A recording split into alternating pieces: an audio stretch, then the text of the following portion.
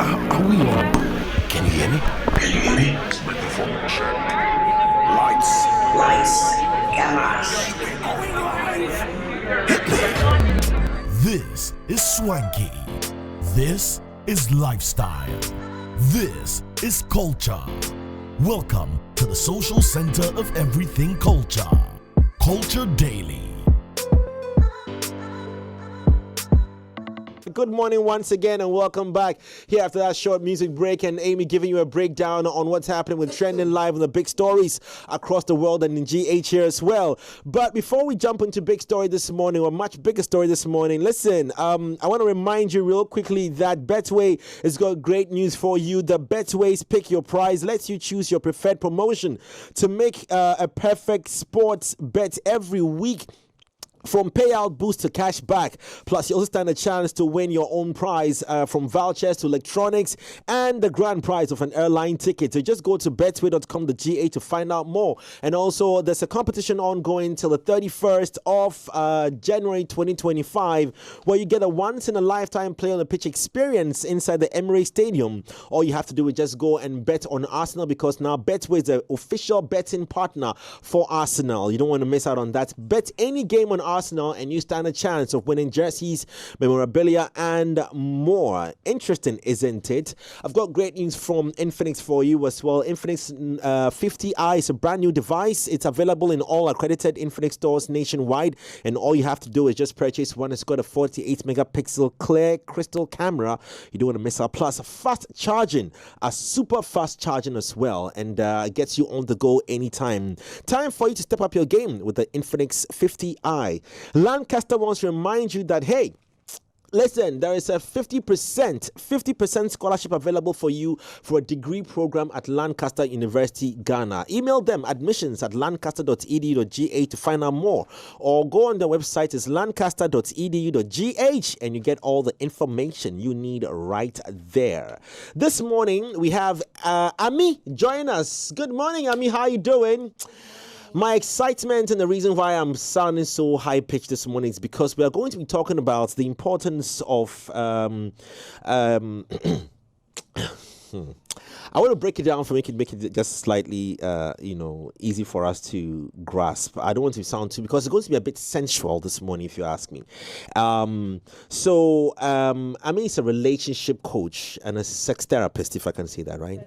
Certified sex coach. Yeah. Yes. So just like Coach Otoado, who handles football and the Black Stars. Yeah. Ami Shikam handles sex-related conversations. Yeah. For official partners and couples that are facing and need enhanced experience in their things. You understand? So we're talking this morning about exploring sexuality and relationships, or relationships. So, Ami, welcome to our studio.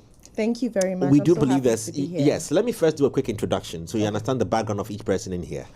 So that's Lenny. Lenny is anti-sex and pro-sex at the same time. So she's for it and she's against it.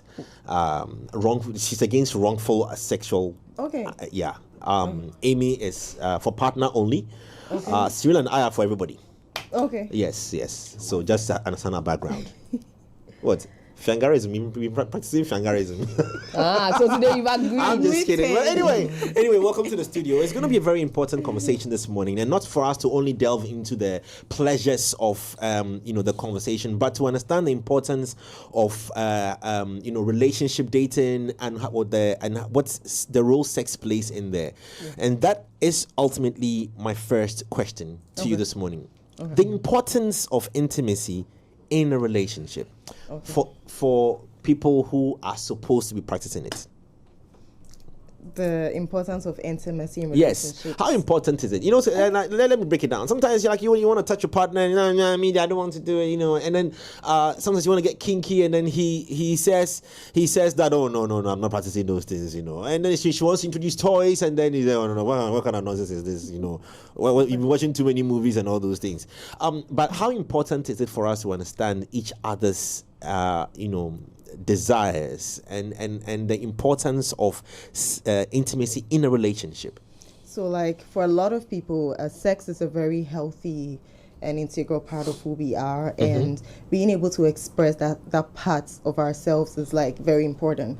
And for a lot of people entering a relationship, they expect that their needs, their sexual needs, will be fulfilled. It makes sense. I mean, there's a lot of people that don't have sex. Relationships can survive without sex, but the majority need sex to survive. Because, I mean, when you have sex with somebody, their feel-good hormones release. Oxytocin is released. It's called the bonding hormone. It makes you feel very close to your partner.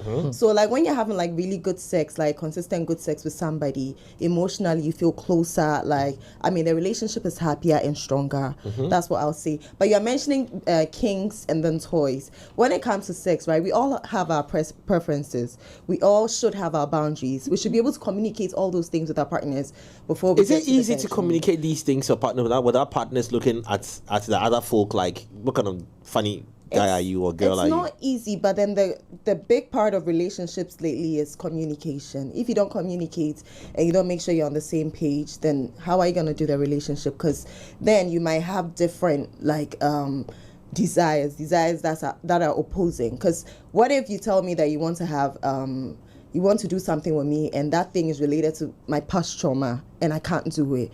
We need to have a conversation before we get to the bedroom, and then I should tell you that, oh, this is something that's outside of my boundaries, because we all have our boundaries. I have things I'll never do. Okay, great. I like that. Sorry to cut you in on I have a question to ask on that. Okay. So when I see someone and we start dating and we like ourselves, so we're in love, must there be a moment where we have to sit down to talk about? Yeah, in the talking stage, right? You should talk about everything.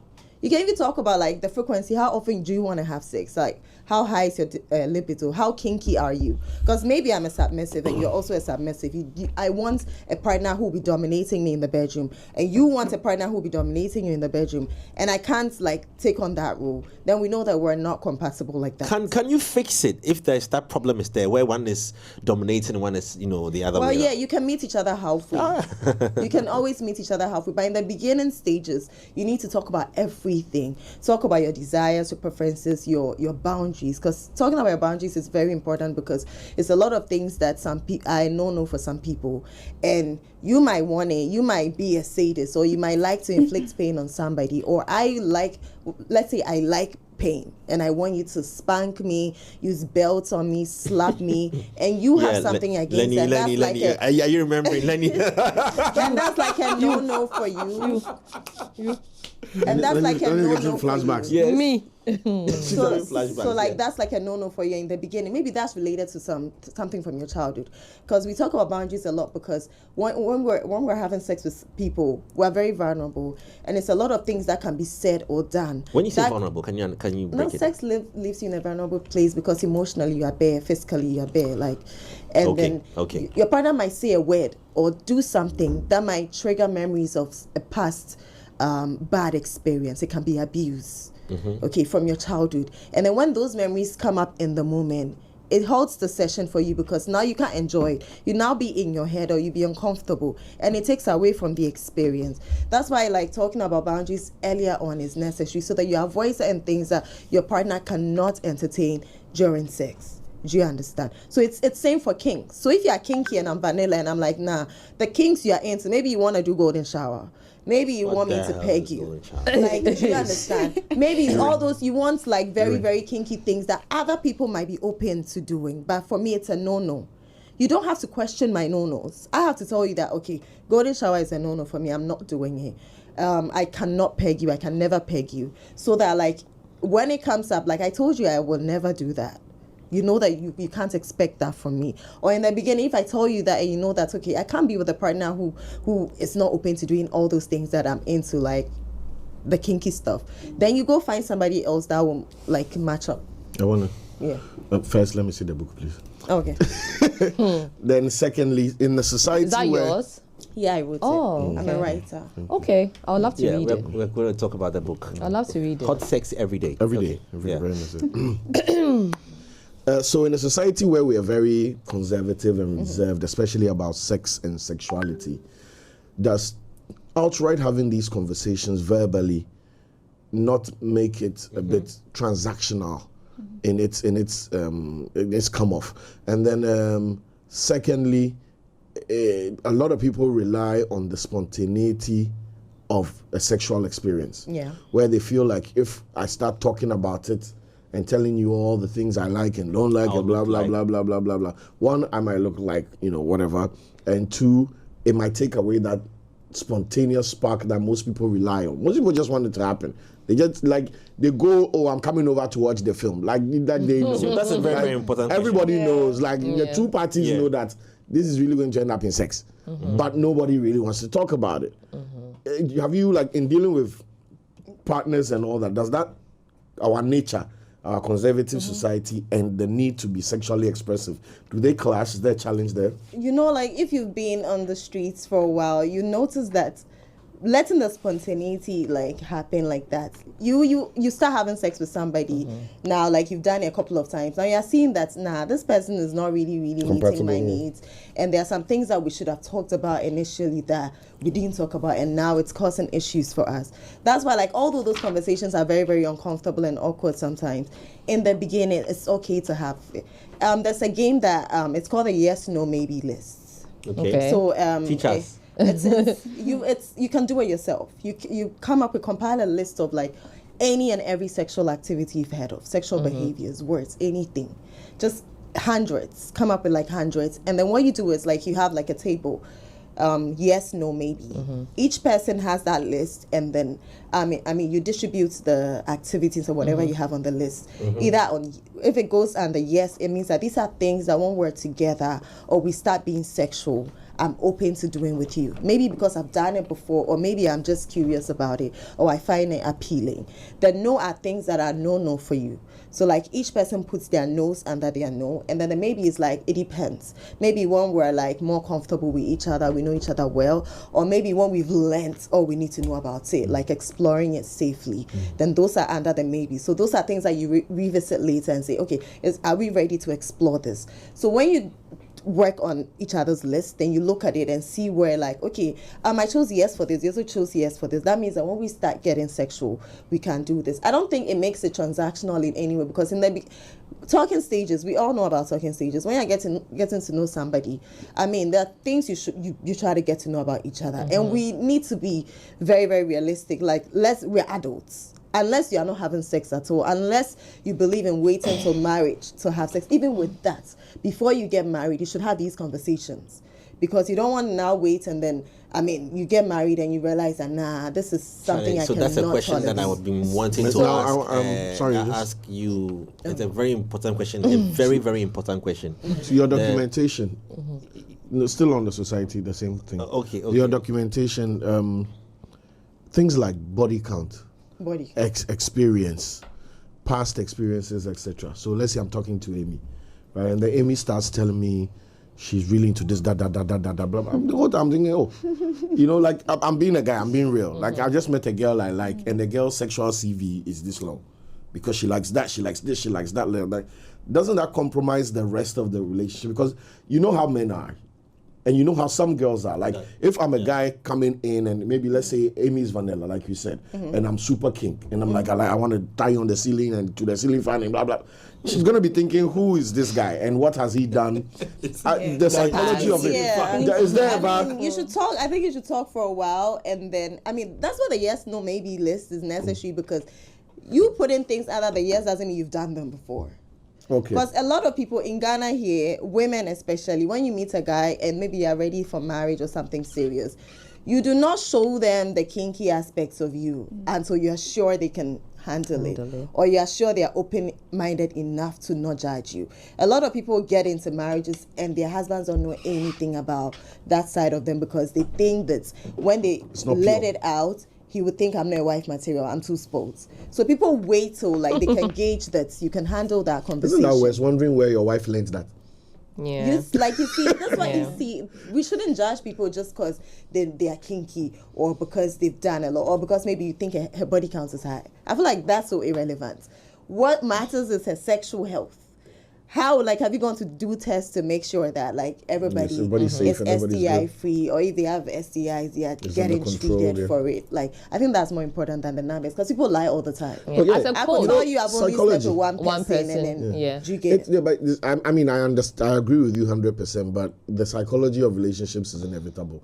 No matter how much really we talking know a lot this, today. And it's about sex. Amy's not talking. I'm quite surprised. Like, you know. No, but she's listening. She's listening but for 3 years. I was going to ask the same Okay. question. Okay. Then you we're on the ask same it, then page. you Well, ask it. anyway, No, as a she has sex already coach, answered. right? Do you think that people should take a long time before they get into the act after they've met somebody, or do you think that they can just get into it right on, or should they get into it right on? And in your experience, how has that been for the people who just lurch right into it, or the people who wait for some time before they start having sex? There's no one right answer to that, because there are people who end up waiting, right? And then it still doesn't go anywhere. work, yeah. There are some people that from the get-go, like, the chemistry is crazy and they get lost in it. And the next thing they know, like, they are both like, they both have feelings for each other, and they're like, oh, let's try this. Like, oh, I want you to be my girlfriend, and then it happens. Aww. But I still think,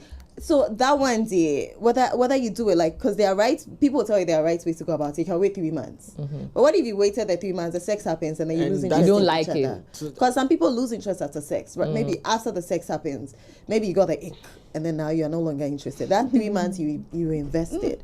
That's why some people will tell you, I like to get the sex out of the way. They have sex in the beginning to make sure, well, are we sexually compatible? Can he match my energy? Are we alike? Do I still like him? That's what I want to Do I ask. still like Give you him? an That's a What do you question. say? I said no amount of poetry is going That's to a give you an question I orgasm. want to ask. I want to ask that question on judging the future of the relationship based on sex, because I may have met a woman. Okay, let's say a woman met me. Let's say let me use Lenny, because she's the one who met me. So let's say Lenny met me. She likes me. I like her. I don't have money, but Lenny is willing to compromise and run on the fact that I don't have money and trust that I will get money, so the relationship will become better. But Lenny met me. I have money, or maybe I don't have money, and then we had sex the first time we met. One night, the first night, after we left Wakiki Club, and then we went home and we had sex, and then my sex wasn't good. No, sorry, hers wasn't good. Okay, mine wasn't good. and then she judges me based on that and decides not to continue this relationship. I want to understand. That's why I was asking about the importance of sex. Can you judge just based on sex? Decide. Well, some people do that, like, cause. But why should it be so? Well, maybe. I've got great sex, to just put it now and disclaimer out. It depends on what happens. Okay, let's say she had sex with you and you were supposed to use condoms, and in the middle of the session you remove the condom. You jeopardize her safety, and you violated her consent in a way, because it's stealthing. It's a form of abuse. When you agree to use condoms in the beginning of a session, you're supposed to use it till the end. You don't remove it in the middle of it. If she finds that out and decides to cut you off after the session, she has every right. And to vice do versa, that. if the girl takes What it if she, I off. was just gonna Yeah. It's, because in Okay. the end, you agreed it's protection. You're not just protecting, like, it's STIs. Like, she doesn't know you. So in the end, if she decides to cut you off, that's a good reason, because she knows you're not somebody she can really trust. Or if she doesn't enjoy the play. Yeah, so it really depends. If it has to do with maybe he came too soon, like early ejaculation, then with that, Good. you could talk about the fact that, because usually your first sex with somebody, like for people who have penises, right? Sometimes because of the excitement, or it's been like they haven't had sex in a while, like it makes them ejaculate too early. But what do you do after? Do you stop the session altogether because you came? Sex is broader than penis and vagina. Did you make time for other forms of intimacy to give yourself time to get hard again? So I feel like it depends on what happened, and maybe it's a no. Whose responsibility? This was a debate in amongst a boy group that I'm in. Whose responsibility is it to reach sexual satisfaction for the woman, herself or her partner? It goes both ways. Why should it be the man's It goes. responsibility? I said it goes both ways, because first, if she's communicating about what she wants and you are not listening to her and you are doing your thing, whose fault is it? It's your fault, because she's telling you what she likes and you're not doing. Some men don't want to be told what to do in the bedroom. They feel like because they are men, they have to like. Or because But they the tried it question with is, why and it why worked, should it they be can the try it male- with IKEA. Why should it be the and male's Akosia. responsibility to help the female reach? Because for the male, I do believe that he is also doing what he wants in the moment of what he's been offered to reach what satisfaction he or she seeks. So why should that be the man's responsibility to assist him? So I'm just asking. Yeah, okay. I'm not saying it's a man's responsibility. It goes both ways. It goes both ways. So if I'm with you, I will do. But women are judgmental on men who don't make them reach. I mean, unless you are, we don't hear this. That's what they say. There's a stereotype. There's a stereotype that the woman judges the man and says he's not good in bed because he didn't let me. What my client is saying is, no, I got you, bro. I got you. Just give me a second. What my client is saying is that typically in an interaction between man and woman, the onus falls on the man that if he's good in bed, he will make me, I almost said something, he will make me climax, right?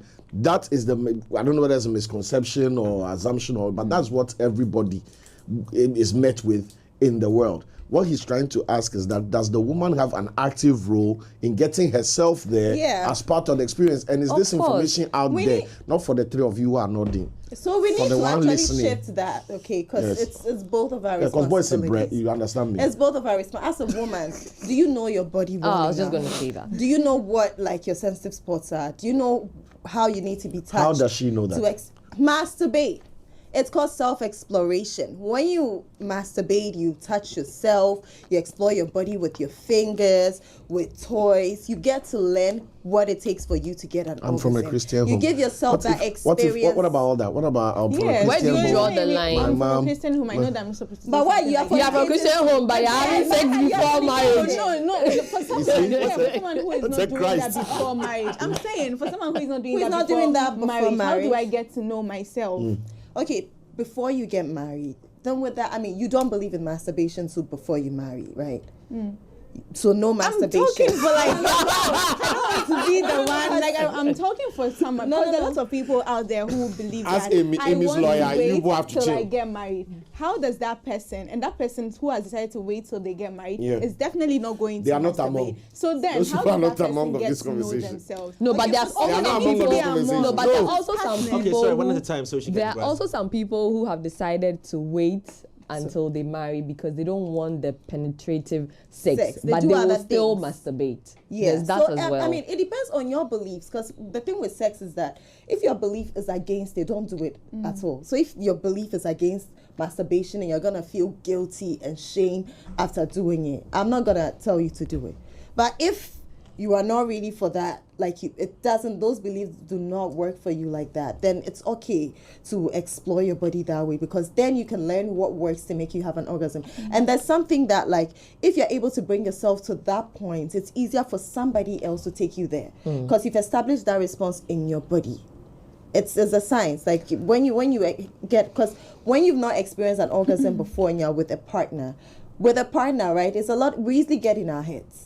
So when it's getting so intense, it's so easy for you to stop yourself from reaching that point because you've never experienced it before and it's too strong, or you're just scared of how, like, some people even hold themselves back from squirting because they don't want to wet the bed. They don't know how the partner would react to them squirting. Do you understand? So if you've been able to experience it on your own, it's easier. Your body is used to that experience, so it's easier for you to let go and experience it with the partner. But moving away from masturbation, back to what I didn't get an answer for my question. Wait, just hold on. Moving away from masturbation, for those who don't want to masturbate, because I think some people see, for me, who does for those for those who don't want to masturbate, because some people think it's nasty, so how would these people now get to know themselves and then know that, okay, when my man touches this part of my body, it's going to make me,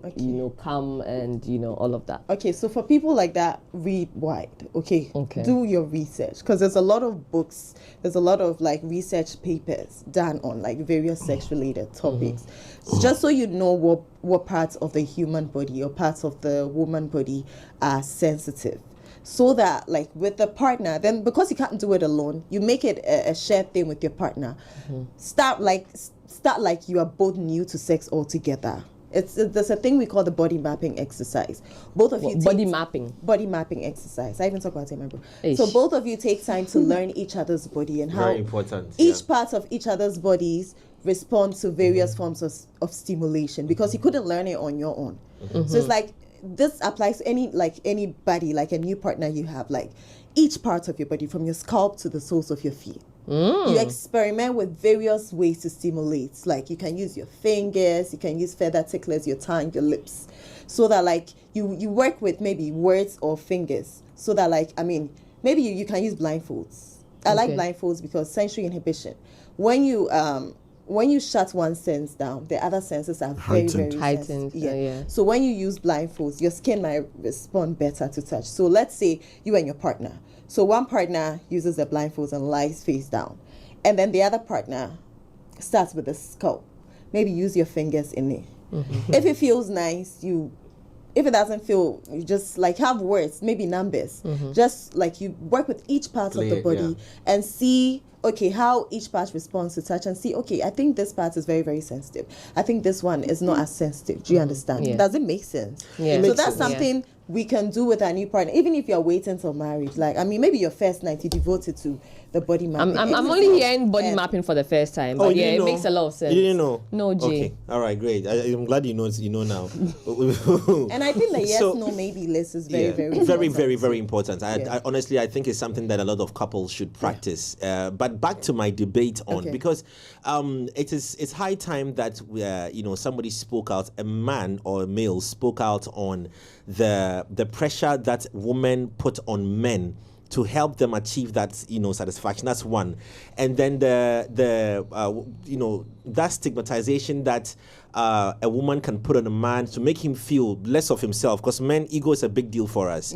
That maybe I had something to do with Amy. She's my girlfriend, and then she feels as though it is my responsibility to make sure that she achieves what she has to achieve. And then she ends up calling me a 2-minute man because I reached a certain point that wasn't favorable for her. But the question is that I keep asking women, can you try tapping for 100 times in 2 minutes to see whether you'd have the energy to still continue? You keep asking women. There's a lot of expectation from women on men. But I want to understand that before the expectations, I didn't want to go away from the masturbation topic. You guys haven't allowed to answer my question. Assuming you put a pin we'll get to it. So let's say you meet a partner, man or woman, who has done self-exploration. I'll come to that. Who's done the self-exploration thing you described, blah, blah, blah. Now they know where everything is. They felt the control and whatever of being able to please themselves and blah, blah, blah, blah, blah. Is that not positioning them in a place for higher disappointment when now you, the new person, have to take that learning curve? Like, for example, I'm a guy. For example, I meet a girl who has done her own body mapping. She knows everything. She knows, like, at 7 minutes into it, touch my hair, and then, and I'm just there. I just showed up with genitals. Well, you also have to learn now. Is it not going to be frustrating to the process? That's what I'm saying, because, like, she knows how to get where she needs to go. And here you are fumbling now, taking instructions at every 3 seconds. Somebody who knows herself and knows what it takes for her to, like, be sexually satisfied would want to teach you, like, to guide you. Because if I know that you coming in, it's your first time meeting me, regardless of how good you are in the bedroom with other women. I'm a new person. Maybe the other women you were with, their sensitive spots were, like, completely different from mine. Or what it takes for me to enjoy sex is so different from theirs. I have to treat you as someone new. I need to, like, communicate to and then explain what, like, you need to do to make me have a good time. You have to be willing to learn.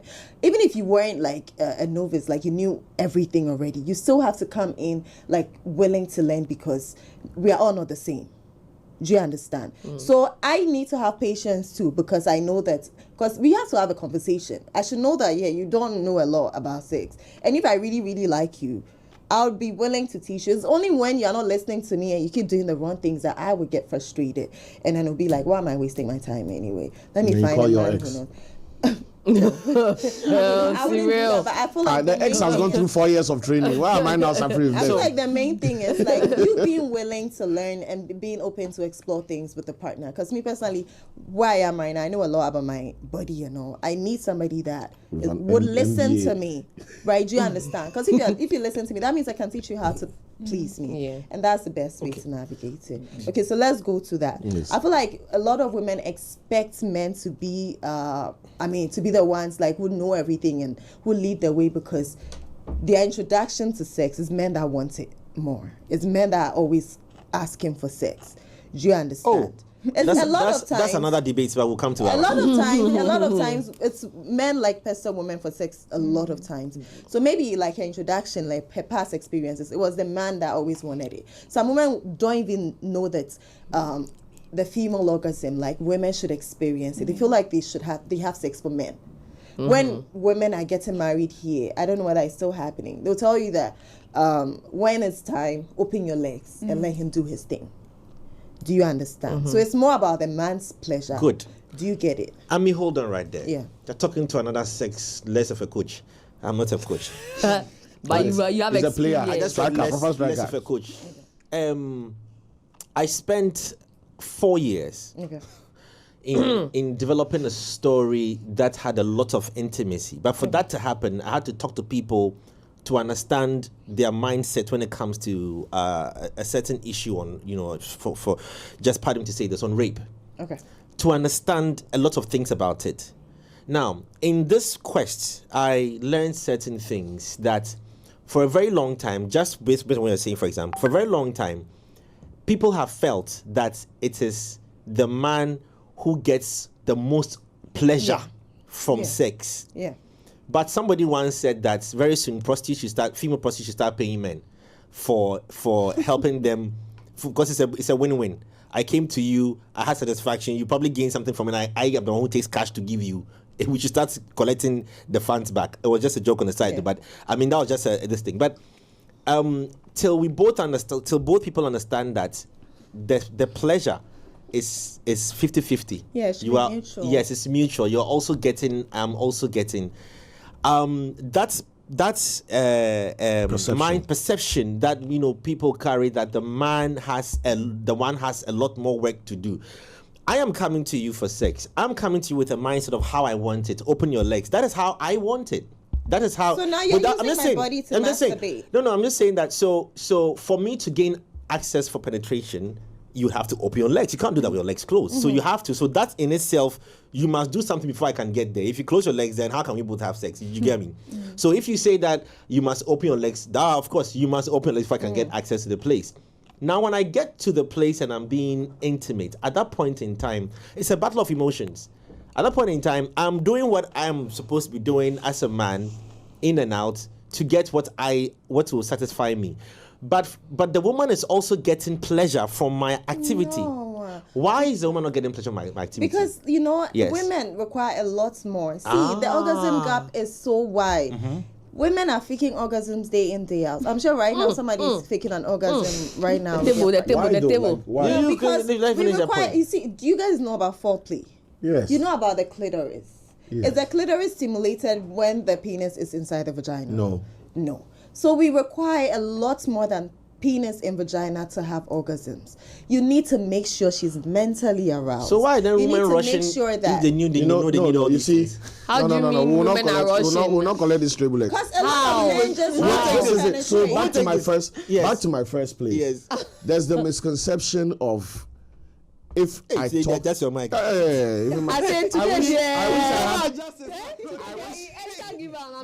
I wish I had another button. Extra glasses.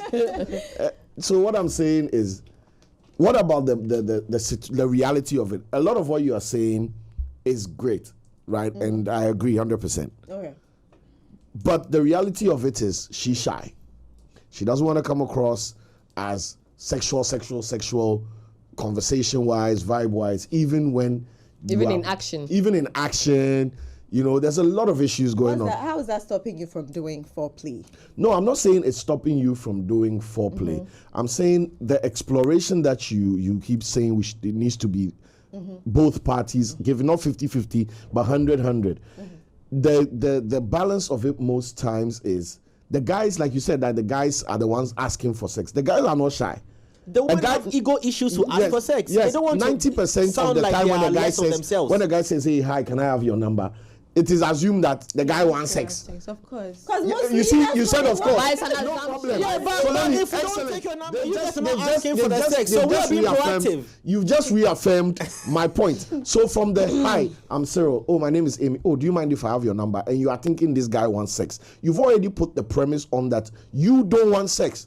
But here you are. You want sex. Wants even more than the guy. Doing your own body mapping in the house, knowing your blueprint and everything. And toys. But you are judging me from pursuing you, knowing very well you want it just as much as I do, or even more. That stereotype fuels the notion of the guy also going in knowing that she's going to judge me anyway. Because she's a nice girl, we're in a crowd, I'm trying to chase her. Exactly. So she knows what I want. So let me get what I want. You need to change this mindset. If you met a girl who met you with the same energy, I'm sure a lot of you have met people with the same energy. The dynamics are different.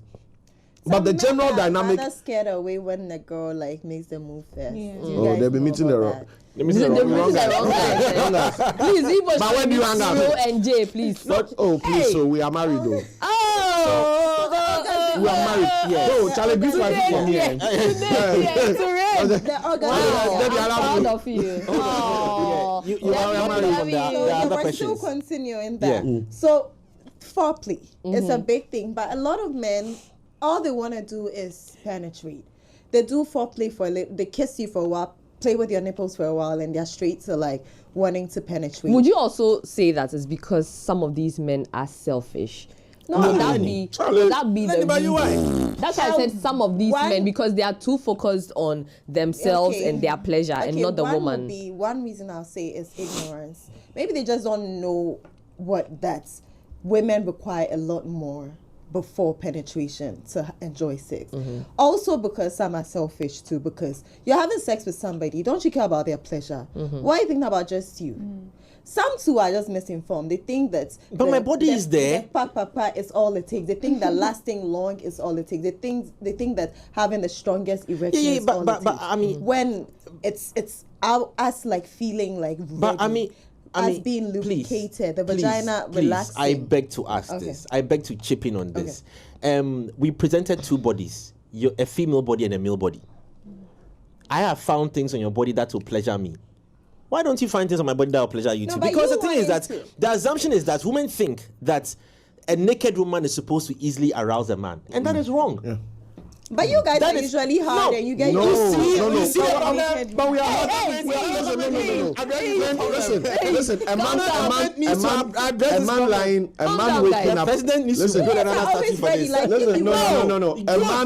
waking up on a bus stop bench at dawn in the morning has an erection. It is normal. It has, sister, let me Nothing to disappoint do with all the of woman. you. Has nothing to do with you. Every morning, yes. No, since class 5, it's been a problem. So it's not about you. That's the misconception I was going to. Society, I'm not going to blame any individual. Let me add my own to it. We have positioned the thing in such a way that the sex is a prize given from or allowed by the woman for the benefit of the guy, because men are per sex. Government needs to talk about it. But it's for everybody, isn't it? No, that's what he's. I said the three of you in this room are not among. I'm talking to the it's always been a prize, and that's wrong. That's this thing. And if you tell me that climb this mountain, you get the prize, why am I now going to tile the mountain? I'll climb it and get my prize. I think men should like a lot more men should understand what it takes for a woman to enjoy sex and feel satisfied sexually, and not put the focus on penis and vagina all the time. I think oral sex, fingering, clitoral stimulation. I love you, but listen. See, the man. No, hold on. The man met the woman. The man met the woman. Took out money to buy iPhone. Give them. You You think that wasn't foreplay for the man? No. Took out. No, hold on. Let me help you out. Hold on. Let me help you out. You want to hear the man's perspective, or you want to tell us? You want to tell us what it means to be a guy? The guy is giving you chill. He's giving you the male perspective of how the interaction is from give me your number to come to my place. So let me finish. So listen to what guys think. So I meet Amy. She's walking by the roadside. I like her. I pull up my V8, which I haven't received yet. The blue black one or the white one. I pull up and I start talking to you. For me, whatever, if I want intimacy or I love you, that is the beginning of the journey. Okay. You understand? Every investment I'm making, from phone calls to visits to flowers to dates to dinners to brunch to everything, credits, data, and my Uber arrived is 80 cities. I'm coming. I'm telling you, that whole journey. You're doing all these things for No, I'm saying something. And that's foreplay. Hold on. Let me finish it. That journey that I'm taking you through, as to whether I love you and I want to be with you forever or I just want intimacy, it's regardless what the person's personal reason is, it's the beginning of the journey for the man. He goes through all these things, you understand, to the point where he reaches that moment of orgasm, that moment of intimacy, sorry. And that's my point. Now I have a naked body in front of me, and you also have a naked body in front of you. For the man, by sight, we are a certain reaction, you see it, which is the hardness of the manhood. Yeah. By sight.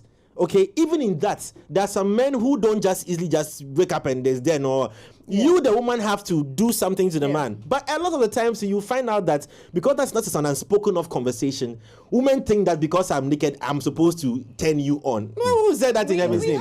So women too also have that flaw in that misunderstanding. An entitlement. They make it sound like it's a prize they're going to. It's a prize. No, it's not a prize. That's why the language. He slept with my me. Friend. When you were there, he slept with me. He said he slept with me. It is, and a lot of times, that's what I'm saying, a lot of times, women put that pressure on men to be the ones to. But if you turn it around, I can tell you that, look, I can say this confidently and tell you that a lot of men will probably not be bold enough to tell women that your sex sucks.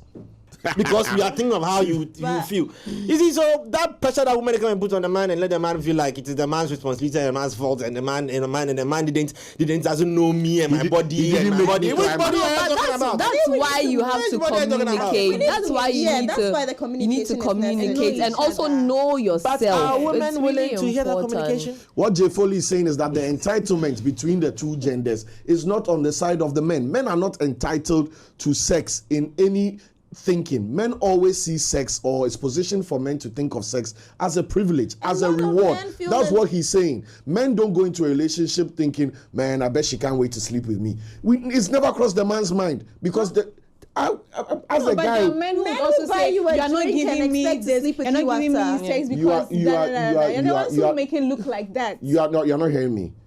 As a neutral, as default, the status quo in every relationship is that the prize is that the man is able to get sex.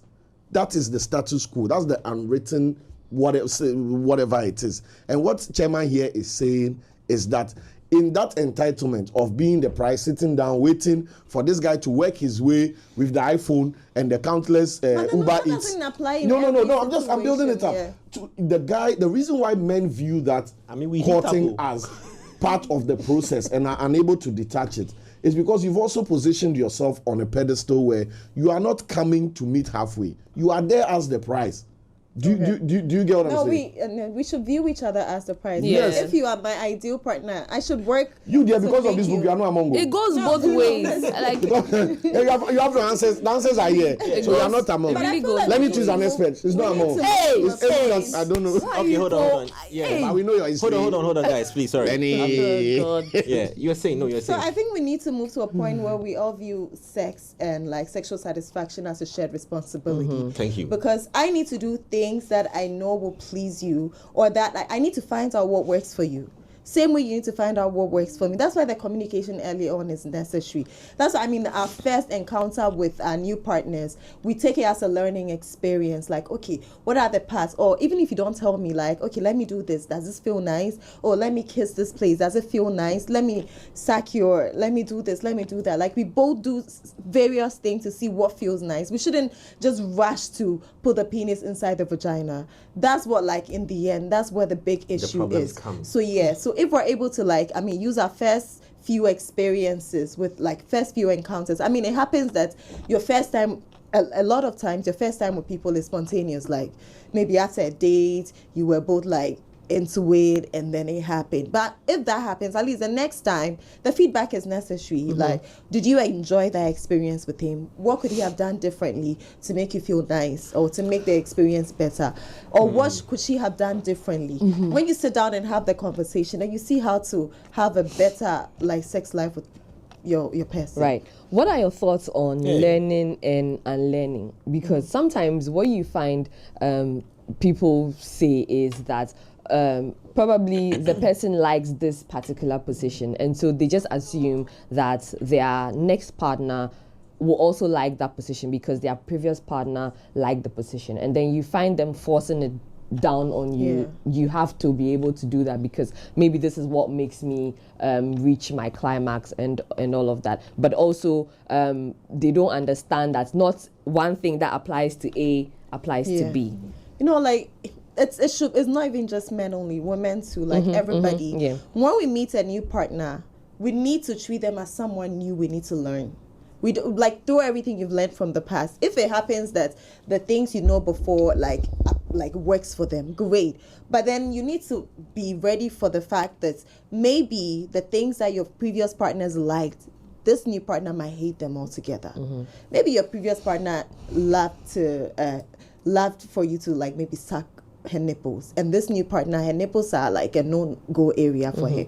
You need to have, like, find out so that you don't end up turning her off in the session, and then she'll be like, nah, this is somebody I don't want to be with ever again. Or you end up choking her so hard, like, or because your previous partner tells you to choke her so hard, you use that same energy for your new partner, and now you traumatize her, and then she thought she was gonna die, and now she's like, no, this is somebody I can never have sex with again. So we should learn that, like, know that everybody is different. The fact that, like, 5 people you've met had similar desires and preferences does not mean that the 6th person will have something similar. So, like, I mean, the communication bit. How important? Yeah, communication is very important. That much. And I'm going to come into your book shortly. Get it? Come into your book shortly. But another debate is the sex before marriage. I know that is heavy on people and their beliefs and everything. But would you agree that if sex plays a very, very, very important part in a relationship, the survival of a relationship, because people definitely break up because they feel their partners aren't giving them the best or cheat on them, can you explore before you get married? Are you allowed to explore before you get married? I think, like you said, the beliefs thing. Because I won't wait till married to have sex. I won't do it because I want to get sex out of the way. But I feel like if your beliefs, like, you believe that you need to wait, like, a lot of things, like, require you to wait, then don't have sex. Because if you're having sex and you really do not want to have it, you won't enjoy it. You won't let go, because you have to let go, as a woman especially, you have to let go mentally and, like, get into it, immerse yourself into it to enjoy the session. If you don't really want to do it and you're doing it because your partner wants to do it, and you'll be feeling guilty throughout, from the beginning till the end, and it'll take away from it because you might not get wet. Because when your body and your mind are disconnected, your body won't respond to stimulation. Your partner will do all the things that they can do to make you feel nice, and you might not even get wet. So you won't enjoy the session. Cyril mentioned the body count conversation. So I am 25. No, 23. I date. I'm a guy. I date. We break up. I liked her. She didn't like me. We broke up. We made out in our 1-year relationship. I'm 25. I got another girlfriend. We date. It didn't work out. At 27, we date. It didn't work out. At 31, we date. It worked out. I'm getting married. So I've had this. For the male, it's not a big deal. For the woman, I want to find out from the woman's perspective of having can a woman then decide, is it right for a woman to decide not to be intimate with maybe the fourth person before marriage and tell you that I want to wait because of the reason that of past experiences? Would that woman be fair to the guy? Well, assuming both don't mind having sex before marriage. Well, even if she's had sex with her previous partners and with you, she doesn't think she wants to do it, maybe because she thinks that there's more, like it's more beneficial to wait, and then maybe she wants to build a stronger foundation before sex comes into it. Maybe her past experiences have taught her that sex ends up ruining things. That's based off her experiences and where she's at the moment. All right. So if at that moment she doesn't think she wants to have sex, she has every right to go with that. Yeah. It's her and how she feels and her beliefs and what she thinks would work for her. So it's you, the partner. If you're not on the same page with her on that, you don't have to do it. Hey. But if you can wait with her, then because a man who loves you, a partner who loves you will wait with you. If a partner who really the way all of you love, you don't think a partner you don't think it's possible. Yeah, I think that if we have that conversation and I say, I want to be with you, so let's take this journey. After going to Tadari. Yeah, did you go to Tadari? No, we are laughing because she said move and Jay said hey. That's why we're laughing. Okay, I think you can, somebody who really respects you and loves you and really wants to be with you should understand and then want to wait till it's very you possible. get to the altar, because a partner who forces you is not the right partner for you. Yeah, you should be on the same page. Now let's talk about your book. What's the book? Tell us what's in there. Okay, so it has a lot of activities that couples can explore. Can you show it? Show it. Yeah, to the camera behind me. Yeah, right there. Hot sex every day. So it has 365 things people can do with their partners. Okay. For intimacy, for pleasure, and then with each activity, I give you guidelines how to navigate them, how to do them safely, how to get the most pleasure, how to prepare for some of them. So I put together 365. So it's a lot of things. Okay. A lot of things you've heard of. Literally every day. So I made it I chose the hot sex everyday title because I was like, if you're gonna do one every day of the year, unless it's a leap year, you have one for every day of the year, so you can have hot sex every day. Okay. So I came up with it because I realized there's a lot of things that people know they can do with their partners, but they don't know how to explore them. They don't know the safe ways to navigate them. They don't know how to get the most pleasure from doing them. Or they hear of it and they're like, you now have to do your research. Because there's a lot of things, like kinks especially, you need to read on it. Like choking. You're not going to choke somebody and press the front part of the neck. You could kill them. You have to press the sides of the neck. Yeah, so they are the right ways to navigate things, and people don't know where to get that information. So I put it all in a book where 365 is anything and everything you've heard of. There are still things because the sexual possibilities is limitless. But this is 365 things. A lot of things has to do with playfulness, because I think that monotony easily kills that sex drive. Because a lot of people that end up cheating because they keep doing the same things with their partners. They're always doing it in the bed, missionary, or missionary doggy cowgirl. The variety is really non-existent in their sex lives, and they are not really enjoying sex like that because of that. When you have something new to look forward to every now and then, it keeps things exciting, and it makes you bond. You do architects will not start having pressure of redesigning homes and adding adding parts to the house that with our partners and even with dates. It's not just, some of them are dates you do that end up becoming sex. So it's very necessary for long-term relationships, marriages, to have new things you do occasionally. And this book gives you everything. How do they get the book? They can get it from me. Okay. DM me on Instagram. Okay, with the handles. Ami Shikam, AMISHIKAH. I'm gonna give you one copy. We would love. I'd want to read that. Yeah. But where did you get the boldness to decide to be a sex coach? Because in this part of the society, when you like sex or you talk about sex a lot, they tend to look at you in a certain light. Yeah, so you can even decide you cannot even. Let's say you're not even having the sex, okay, but you just like talking about it a lot. There's just this assumption. Hasn't been to heaven before.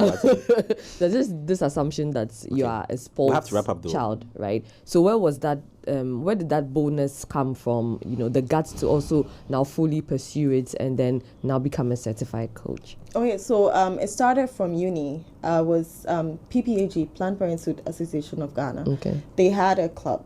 I went to Legon, and I was part of the club. And what would happen is when we would meet up, we'd start with the hot seats, we'd talk about like fun things people have done, and then it would now move on to like sexual and reproductive health education. And I noticed that a lot of people are having sex, but a lot of people shy away from talking about it. People don't know who to go to discuss their issues in the bedrooms. People, married people, adults. We didn't get comprehensive sexuality education growing up here. A lot of us, it's the basic things that we don't know about. And I was like, nah, actually, we need somebody that, like, and I realized I didn't know anybody doing that. Ekumao has been doing that for years on TV. But I was coming from a point of writing. I wanted to start a blog. And I needed to choose a niche. So I was like, sexual and reproductive health makes sense because there's nobody else doing it. And me, I don't mind. I don't really care like that. And this is something I can go on and on about. That's how it started. Okay. So it was more about the fact that a lot of people will shy away from talking about it, and people need the education. And people need somebody that they know wouldn't judge them to talk to. Yeah. Okay. It's really nice. Thank you very much for calming the hearts of the people, our viewers. I want to say good morning to all the people who have been sending messages here. I see all of you. I want to keep your name anonymous because the questions were coming from them to ask as well. But thank you so much, and we appreciate your boldness as well. And this isn't the only time we're going to invite you on this. You sparked a whole new conversation in here for us. So thank you so much. And like you said, DM her if you want a copy of the book. Instagram. Yes. Thank you. We're back here same time tomorrow on Culture Daily. It's Jay and the rest of the team here, and we're out.